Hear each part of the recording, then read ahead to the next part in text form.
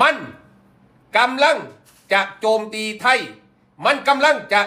เข้มอาหารไทยเข้มวัฒนธรรมไทยคนไทยภาคอีสานทั้งหลายฟังเฮาคนไทยภาคอีสานบอเมนเชื่อสายเล่าเพราะคนไทยเฮาแต่ละภาค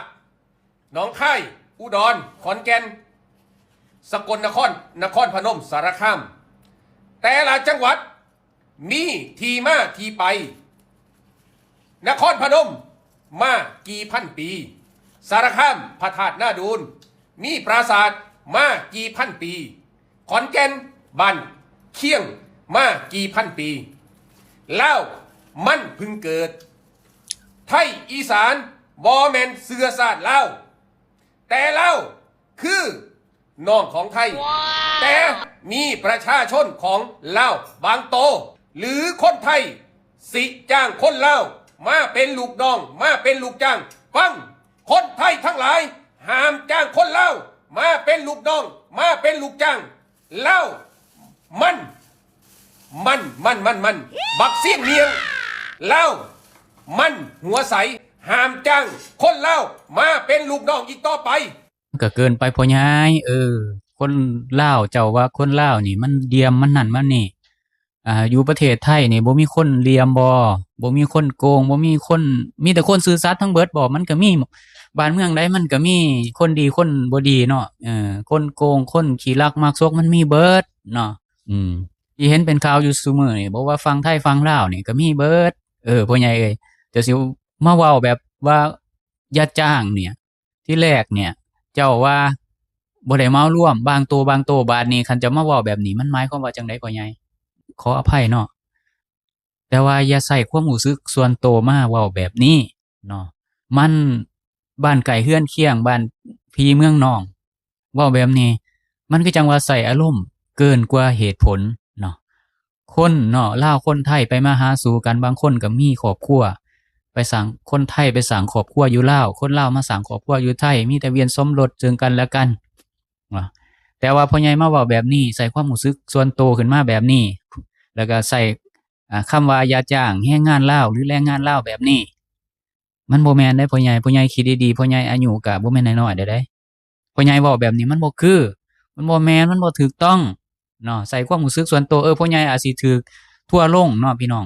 เพราะว่าผิดกันกับเรื่องข้าวเหนียวหมกม่วงเพราะว่าพ่อใหญ่ก็ใส่คำเว้าที่บ่ค่อยสุภาพปานใดบางคนมันแยกแยะบ่ออกเนาะมันก็เข้ามาตอบโต้กันไปมากลายเป็นว่าเนาะน้ำผึ้งหยดเดียวเนาะก็คือที่แน่ๆก็คือเรื่องข้าวเหนียวมะม่วงนั่นแหละเป็นต้นตอแอดมินก็เลยเว้าไปแล้วเนาะเรื่องคนลาวที่อพยพไปอยู่อเมริกาแหละแล้วก็กับคนหนึ่งที่บอกว่าแจ่วส้มนั่นแหละคือทุกคนเนาะต้องใช้เนาะความเป็นกลางพี่น้องลาวกับไทยนี่มีวัฒนธรรมที่มีความใกล้เคียงกันเป็นอันหนึ่งอันเดียวกันก็ว่าได้เนาะพี่น้องเนาะแต่ว่าเนาะคนใดคนหนึ่งที่บ่ถือกันหรือว่าบ่สบอารมณ์กันเนาะแต่ว่าต้องมาเฮ็ดให้คนส่วนหลายต้องให้มีอารมณ์ร่วมมันแม่นบ่พี่น้องมันแบบนี้มันบ่คือได้พ่อใหญ่มันบ่ถูกได้ครับพ่อใหญ่เว้าแบบนี้มันบ่ถูกเนาะพี่น้องเนาะบ่ว่าประเทศใดบ้านใดเมืองใดมีคนดีหรือคนบ่ดีพ่อใหญ่สิบอกว่าอย่าจ้างแรงงานลาวแบบนี้มันบ่ถูกต้องเนาะอยากขอติหน่อยนึงเด้อว่าคำนี้เนาะใส่อารมณ์รู้สึกส่วนตัวแบบนี้บ่ได้เนาะพี่น้องเนาะเพราะว่าคนลาวหรือคนไทยอีกส่วนหลายบางคนเข้าไปพ้อหน้ากันตรงๆเนาะเขาบ่ได้เป็นแบบคือในออนไลน์เด้ออนไลน์นี่มันมีอารมณ์ร่วมเพราะว่าหยังมันเป็นศูนย์กลางเนาะของคนหมู่มากได้มารวมกันในโพสต์นี้ที่เป็นประเด็นแต่ว่าอีกหลายเปอร์เซ็นต์เนี่ยที่เป็นประชากรบ่ว่าฝั่งลาวหรือฝั่งไทยน่ะที่พ้อหน้ากันแท้ๆยกตัวอย่างอาจารย์เบียร์ข้ามไปฝั่งลาวไปบรรยายคนลาวรู้สึกปลื้มปิติคนลาวบ่ว่าสิเป็นไผก็อย่าอินฟลูเอนเซอร์ที่ซ่อมแปลงรถซ่อมรถไปเอารถจากฝั่งลาวมาหรือว่าไปนั่นไปนี่เนาะแต่ว่าเฮาไปเห็นในโลกโซเชียลมันก็มีเนาะแต่ว่าอยากให้เก็บความรู้สึกนี่ไว้เพราะว่าบ้านพี่เมืองน้องเนาะยกตัวอย่างครอบครัวของเฮาเองพ่อใหญ่ พ่อใหญ่มีครอบครัวแล้วก็มีพี่มีน้องแม่นบ่ครับแล้วทะเลาะผิดเถียงกันยังสิบ่เผาผีกันก็ยังมีแม่นบ่ล่ะพ่อใหญ่นี่ก็เสกเส้นเดียวกันลาวไทยเป็นภาษาที่อันเดียวกันเลยเว้ากันรู้เรื่องเลยต่างสำเนียงแค่นั้นขนาดเว้ากันรู้เรื่องแบบนี้จังได๋คือว่าบ่แม่นพี่บ่แม่นน้องเนาะแรกเริ่มเนี่ยอาณาจักรอยุธยาเนาะมาสร้างอยู่ลุ่มน้ำเจ้าพระยาแล้วก็อาณาจักรล้านช้างมาสร้างอยู่ลุ่มน้ำโขงหรือน้ำของมาพร้อมกันเลยพระเจ้าอู่ทองเป็นคนก่อตั้งอาณาจักรอยุธยาเนาะเจ้าพระงมเป็นผู้ก่อตั้งอาณาจักรล้านช้างควบคู่กันมานํกันเนาะคือพ่อของเจ้าพระงมน่ะได้สละบัลลังก์ให้อาเนาะอาก็เลยแพ้ที่ล้านนี่ที่ว่าเป็นเจ้าพระงมนี่ไม่เอาราชบัลลังก์คืนเนาะก็เลยเฮ็ดให้ล้านช้างนี่ต้องสถาปนาอาณาจักรล้านช้างนี่นำหลังหรือว่ารุ่นหลังอาณาจักรอยุธยาประมาณ3ปีพี่น้องถ้าแอดมินจำบ่ผิดเนาะพี่น้องเนาะคือพศเนาะพระเจ้าอู่ทองเพิ่นสร้างอาณาจักรอยุธยานี่คือพศ1893แล้วก็พระเจ้าพางมนี่สถาปนาอาณาจักรล้านช้างในปี1896เนาะห่างกันเนาะ93กับ96นี่ห่างกันประมาณ3ปีพี่น้องแล้วก็หลังจากนั้นพศก็การสร้างและทำสัญญาที่พระธาตุศรีสองหลักเริ่มสร้างปีพศ2103คืออยุธยากับล้านช้างมีสัมพันธไมตรีต่อกันแล้วก็สิมีสัญญาว่าห้ามเนาะลุกลานกันห้ามโจมตีซึ่งกันและกันในช่วงนี้อยุธยามีสงครามกับพม่าอาณาจักรล้านช้างก็ไปซอยอยู่ตลอดเนาะพี่น้องเนาะบ่แม่นว่าบ่ซอยเด้ซอยอยู่ตลอดพี่น้องย้อนกลับไปอีกซึ่งอาณาจักรสุโขทัยนี่มาก่อนล้านช้างมาก่อนอยุธยาอีกประมาณ100ปีมาแล้วเขามาเป็นอาณาจักรที่เป็นประเทศสลาดของขอมหลังจากนั้นแล้วเนี่ยอยุธยากับสุโขทัยเขาร่วมมือกันไปโจมตีขอมชนะแล้วหลังจากนั้นแล้วอยุธยากับสุโขทัยก็ผนวกเข้ากันเนาะหลังจากผนวกเข้ากันแล้วก็มาสร้างสัมพันธไมตรีกับอาณาจักรล้านช้างสร้างพระธาตุศรีสองหลักพ่อใหญ่ลืมเว้าพระธาตุศรีสองหลักเนาะเดี๋ยวในปี2103หา2106นี่สร้างแล้วก็ทำสัญญาที่พระธาตุศรีสองหลักนี่เริ่มสร้างปี2103เนาะแล้วก็เสร็จในปี2106 3ปีเนาะเพื่อเป็นสักขีพยานร่วมระหว่างสมเด็จพระมหาจักรพรรดิแห่งอยุธยาและก็พระเจ้าชัยเศรษฐาธิราชแห่งล้านช้างพศ2321หา2322สมเด็จพระเจ้าตากสินมหาราชโปรดเกล้าให้สมเด็จพระเจ้าพญามหากษัตริย์ศึกเนี่ยยกทัพไปตียึดนครหลวงเวียงจันทน์มาเป็นประเทศสลาดได้สำเร็จเนาะคือช่วงนี้นี่เป็นช่วงที่แตกหักกันระหว่างอยุธยาย้อนหยังย้อนล้านช้างเนาะที่บ่ลงรอยกันหลังจากเจ้าชัยเศรษฐาธิราชเพิ่นสวรรคตแล้วล้านช้างคือบ่มีความสามัคคีกันคือผู้ใดก็อยากเป็นใหญ่ก็เลยพระวอพระตาซึ่งเป็นลูกหลานของเจ้าอาณาจักรเวียงจันทน์อยู่แล้วนี่ก็เลยขอแยกออกมาแล้วก็ทางใต้ก็ขอแยกออกไปอีกคือแตกเป็น3อาณาจักรคือบัดนี้แตกกันแล้วเนี่ยก็เลยมาเข้ากับอยุธยาคือสมัยพระเจ้าตากนะพี่น้องเนาะสมัยพระเจ้าตากในปี2321หา2322ที่ว่าแอดมินได้เว้าไปแล้วเนาะพี่น้องเนาะแล้วก็มาเบิ่งก่อนหน้านั้นเนาะก่อนหน้านั้นที่พระเจ้าตากบ่ทันได้โจมตีเวียงจันทน์เป็นแนวใดบ้านเมืองสมัยนั้นเป็นแนวใดอันนี้บ่ได้นับสมัยบ้านเชียงบ้านหยังที่เกิดก่อนสมัยสุโขทัยอีกด้วยซ้ำเนาะอันนี้บ่ต้องเว้าเนาะสมัยศรีโคตบูรณ์อันนี้บ่ต้องเว้าสมัยนั้นมันยังเป็นขอมอยู่นะคือเฮามาเว้าเรื่องของสมัยก่อนหน้าที่พระเจ้าตากสิมาที่เวียงจันทน์หรือว่ายึดอาณาจักรล้านช้างให้เป็นประเทศสลาดบางคนบอกว่าบ่เว้านะเพราะว่าหยังอาณาจักรล้านช้างเนี่ยตกเป็นประเทศสลาดหรือว่าประเทศไทยยึดเป็นหัวเมืองขึ้นในสมัยพระเจ้าตากก็ถ้าก่อนหน้านั้นบ่ต้องเว้าบ่ต้องเว้าจังได๋อย่าลืมได้ว่าสร้างเนาะอาณาจักรพร้อมกับอยุธยาสมัยพระเจ้าอู่ทองถ้าบ่เว้าเฮาก็ต้องบ่เว้าสมัยพระเจ้าอู่ทองแล้วเป็นหยังคนไทยคือเขียนเข้าในประวัติศาสตร์เนาะอันนั้นแหละพี่น้องคือมันมาพร้อมกันอยู่แล้วมันก็ต้องเว้าอยู่แล้วเนาะก่อนหน้านั้น300ปีเนาะตอนที่พระเจ้าตากบ่ทันได้มายึดเวียงจันทน์หรือพระวอพระตาบ่ทันได้ขัดแย้งกันประมาณ 100 ปี300 กว่าปีนี่นะพี่น้องเวียงจันทน์ก็ส่งลูกส่งเต้าเพิ่นไปปกครองตามหัวเมืองต่างๆในทิศตะวันออกเฉียงเหนือของไทยก็คืออีสานคือแผ่นดินล้านช้างสมัยนั้นเป็นแผ่นดินล้านช้างเนาะฟังดีๆสมัยนั้นตอนที่พระเจ้าตากบ่ทันได้ไปยึดตอนนั้นเป็นล้านช้างคือแนวใดมาไล่เลี่ยงเบิ่งเนาะคือมีการสืบทอดมีการส่งเจ้าเมืองไปทุกรุ่นจนฮอดรุ่นล่าสุดเนาะรุ่นสุดท้ายก่อนสิล่มสลายก่อนล้านช้างสิล่มสลายเนี่ยในอดีตดินแดนภาคตะวันออกเฉียงเหนือนี่อีสานนี่บนฝั่งขวาแม่น้ำโขงมีหัวเมืองสำคัญจำนวนมากที่ก่อตั้งแล้วก็ปกครองโดยกลุ่มอาญาซีหรือเจ้าเมืองที่เป็นเชื้อสายและลูกหลานสืบสายเลือดโดยตรงมาจากราชวงศ์ล้านช้างเนาะโอ้ยบางคนบ่แม่นสักขีพยานก็ต้องให้คนในพื้นที่เป็นคนยืนยันในคอมเมนต์ครับเด้อทางซ้ายเวียงจันทน์กับซ้ายจำปาสักนี่เขามาปกครองในแผ่นดินอีสานหรือว่าตะวันออกเฉียงเหนือก่อนที่สมัยพระเจ้าตากบ่ทันได้ยึดเวียงจันทน์เป็นประเทศสลาดบ่ต้องไปเว้าเรื่องบ้านเชียงเนาะขอย้ำบ่ต้องไปเว้าเพราะว่ามันเกิดก่อนสมัยสุโขทัยอีกเนาะตอนนั้นยังเป็นสมัยอาณาจักรสีโคตบูรณ์อยู่ตอนนั้นยังบ่ฮู้ว่าเป็นขอมหรือเป็นหยังก็บ่ฮู้ล่ะสมัยพระแดงนางไอสมัยสร้างพระธาตุที่พ่อใหญ่เราไล่เลียงมานี่ล่ะอันนั้นเนาะสมัยนั้นบ่ทันฮอดมีอยุธยา1เนี่ยสายเลือดเจ้าแก้วมงคลสายเวียงจันทน์จำปาสักเนาะกลุ่มนี้เชื้อสายมาจากเจ้าศรีวิชัยอาราชสนัดดาของพญาโพธิสารราชแห่งล้านช้างโดยมีเจ้าแก้วมงคลและก็แยกซ้ายไปปกครองหัวเมืองอีสานตอนกลางและก็ตอนล่างจำนวนมากถือเป็นสายเลือดล้านช้างกลุ่มใหญ่ที่สุดในอีสานได้แก่เมืองทุ่งเนาะต่อมาคือเมืองสุวรรณภูมิแล้วก็จังหวัดร้อยเอ็ดปัจจุบันเนาะก่อตั้งโดยเจ้าแก้วมงคลจังหวัดร้อยเอ็ด FC จังหวัดร้อยเอ็ดมีชื่อนี่อยู่บ่เจ้าแก้วมงคลเนี่ยเพราะว่าอยู่ในประวัติศาสตร์ลาวมีได้ครับในประวัติศาสตร์ลาวเจ้าแก้วมงคลจังหวัดร้อยเอ็ดมีบ่ครับถ้ามีเขียนบอกแน่ครับนี่คือมาจากสายเลือดล้านช้างโดยตรงได้ครับผมเนาะก่อตั้งโดยเจ้าแก้วมงคลเนาะหรือว่าท้าวแก้วถือเป็นเมืองต้นกำเนิดของลูกหลานสายนี้เมืองร้อยเอ็ดจังหวัดร้อยเอ็ดก่อตั้งโดย